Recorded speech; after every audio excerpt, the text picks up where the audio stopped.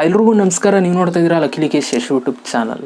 TikTok ಮತ್ತೆ ban ಆಗುವಂಥ ಚಾನ್ಸಸ್ಗಳು ತುಂಬ ಜಾಸ್ತಿ ಇದೆ, ಓಕೆನಾ. ಸೊ ನಿಮ್ಗೆ ಗೊತ್ತಿರೋದೇ, ಟಿಕ್ಟಾಕ್ ಕೆಲವು ವರ್ಷಗಳಿಂದನೂ ಕೂಡ ಬ್ಯಾನ್ ಆಗಲೇಬೇಕು ಅಂತ ಏನೇ ಮಾಡಿದ್ರೂ ಕೂಡ ಟಿಕ್ಟಾಕ್ ಅಪ್ಲಿಕೇಶನ್ನ ಯಾರು ಕೂಡ ಬ್ಯಾನ್ ಮಾಡೋದಕ್ಕೆ ಆಗ್ತಾಯಿಲ್ಲ.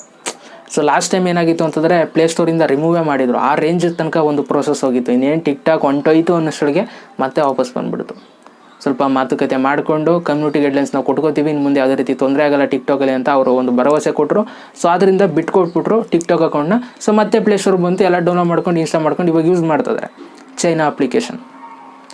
ಆದರೆ ಇವಾಗ ಮತ್ತೆ ಟಿಕ್ಟಾಕ್ ಅವರು ಒತ್ತಡದಲ್ಲಿ ಸಿಗಾಕೊಂಡಿದ್ದಾರೆ ಅಂತಲೇ ಹೇಳ್ಬೋದು. ಯಾಕೆ ಅಂತಂದರೆ ಟಿಕ್ಟಾಕ್ನ ಬ್ಯಾನ್ ಮಾಡೋದಕ್ಕೆ ತುಂಬ ಹ್ಯಾಂಡ್ ರೈಸ್ ಮಾಡ್ತಾ ಇದ್ದಾರೆ, ಓಕೆನಾ. ಯಾವ ರೇಂಜ್ಗೆ ಅಂತಂದರೆ ಟ್ವಿಟ್ಟರಲ್ಲಿ ನೀವು ತೆಗೆದು ನೋಡಿ, ಟ್ರೆಂಡಿಂಗಲ್ಲಿದೆ. ಟಿಕ್ಟಾಕ್ನ ಬ್ಯಾನ್ ಮಾಡೋದಕ್ಕೆ ಎಷ್ಟು ಜನ ಟ್ವೀಟ್ ಮಾಡಿದ್ದಾರೆ ಅಂತಂದರೆ ಟ್ರೆಂಡಿಂಗ್ ಲಿಸ್ಟ್ ಕೊಂಡೋಗಿದೆ. ಅಷ್ಟು ಜನ ವೋಟ್ ಮಾಡಿದ್ದಾರೆ ಟಿಕ್ಟಾಕ್ ಬ್ಯಾನ್ ಆಗಲೇಬೇಕು ಅಂತ.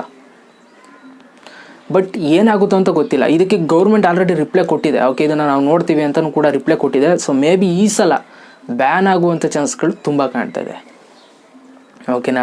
ಸೊ ಇದರಿಂದ ಪಾಪ ಟಿಕ್ಟಾಕಲ್ಲಿ ಫೇಮಸ್ ಆಗಿರೋರಿಗೆ ಸ್ವಲ್ಪ ಬೇಜಾರು ಆಗಿರುತ್ತೆ. ಯಾಕೆ ಅಂತಂದರೆ ಇವಾಗ ಕೆಲವೊಂದಷ್ಟು ಜನ ಟಿಕ್ಟಾಕರ್ಸ್ ತುಂಬ ಫೇಮಸ್ ಆಗಿರ್ತಾರೆ ಟಿಕ್ಟಾಕಲ್ಲಿ.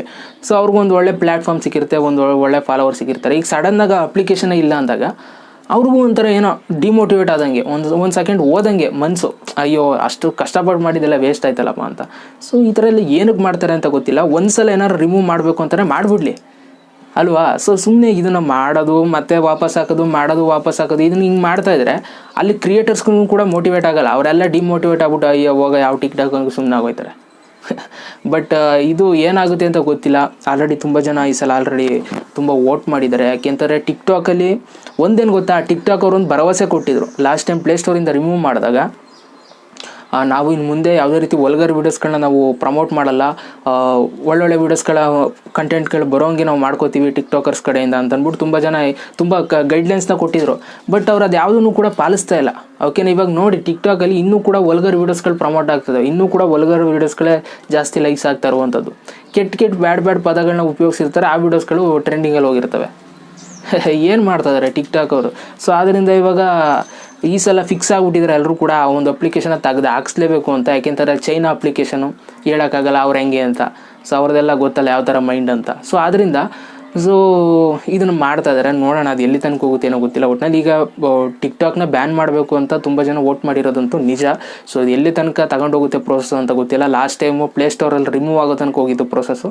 ಈ ಸಲ ಏನಾಗುತ್ತೆ, ಹೋಗುತ್ತಾ ಪರ್ಮನೆಂಟಾಗಿ ಅಂತ ನನಗೆ ಗೊತ್ತಿಲ್ಲ, ನೋಡೋಣ.